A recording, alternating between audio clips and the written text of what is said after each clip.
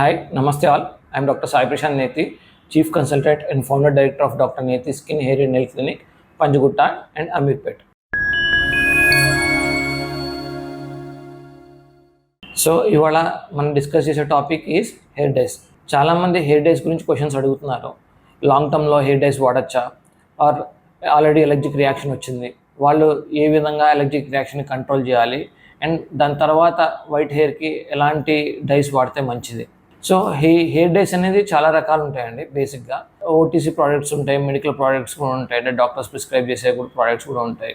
So ఈ బేసిక్గా hair డైస్లో ఉన్న పీపీడీస్ అంటాం ఆర్ అమోనియా, వీటి వల్ల ఎలర్జిక్ రియాక్షన్ వచ్చే ఛాన్సెస్ అయితే ఎక్కువ ఉన్నాయి. సో ఈ హెయిర్ డైస్లో అనేది మీరు వాడేది no PPD and no ammonia ఉన్నది వాడితే బెటర్. కొంతమంది ఇలా వాడినా సరే ఎలర్జిక్ రియాక్షన్ వస్తుంది, నెక్స్ట్ స్టెప్ ఏంటిది అని అడుగుతున్నారు. సో ఇలాంటివి వాడినా సరే ఎలర్జిక్ రియాక్షన్ వస్తుంది అంటే దానిలో కూడా చాలా రకాల ఇంగ్రీడియంట్స్ ఉంటాయి. ఒక ఇంగ్రీడియంట్ అయితే ఉండే కదా హెయిర్ డేలో.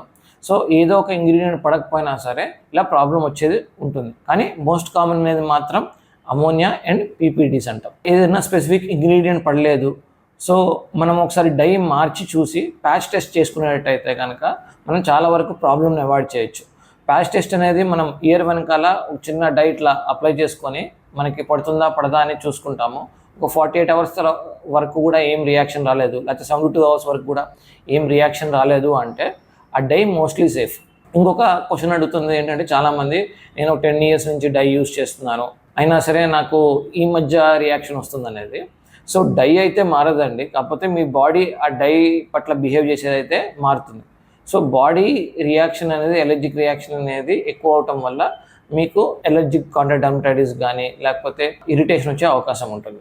సో మీరు 10 years నుంచి వాడుతున్నా సరే, 5 years నుంచి వాడుతున్నా సరే ఎప్పుడైనా ఎలర్జిక్ రియాక్షన్ వచ్చే అవకాశం ఉంటుంది. So it is better to use hypoallergic dyes. ఈ హైపో ఎలర్జిక్ డైస్ మీరు కంటిన్యూస్గా యూజ్ చేయొచ్చు, దానివల్ల ప్రాబ్లం ఉండదు.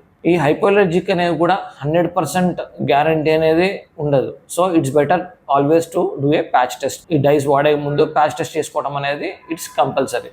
ఇప్పుడు ఆల్రెడీ డై వాడారు, ఎలర్జిక్ రియాక్షన్ వచ్చింది. సో ఎలర్జిక్ రియాక్షన్స్ వచ్చినప్పుడు కన్సల్ట్ ఏ డర్మటాలజిస్ట్. మీరు డర్మటాలజిస్ట్ ఇమీడియట్గా కన్సల్ట్ అయితే కనుక మనం చాలా వరకు ఆ రియాక్షన్ని స్టాప్ చేయొచ్చు. అట్ ద సేమ్ టైం మీకు నల్ల మచ్చలు కానీ లేకపోతే పర్మనెంట్ డ్యామేజ్ అవ్వకుండా కూడా ప్రొటెక్ట్ చేయొచ్చు. ఇంకొక క్వశ్చన్ చాలామంది అడిగేది ఏంటంటే, సార్ నేను ట్రీట్మెంట్ తీసుకున్నాను కానీ నాకు ఇంకా ఇచ్చింగ్ వస్తుంది అనేది అడుగుతున్నారు, ఆర్ ఇంకా ప్రాబ్లం అయితే కంటిన్యూ అవుతుంది అనేది. మీ డై ఎప్పటివరకు అయితే మీ హెయిర్ పైన ఉంటుందో అప్పటి వరకు ఎలర్జిక్ రియాక్షన్ వచ్చే అవకాశం ఉంటుంది. అది ఎయిదర్ 15 days అవ్వచ్చు, ఒక 30 days అవ్వచ్చు కొన్ని కేసెస్లో.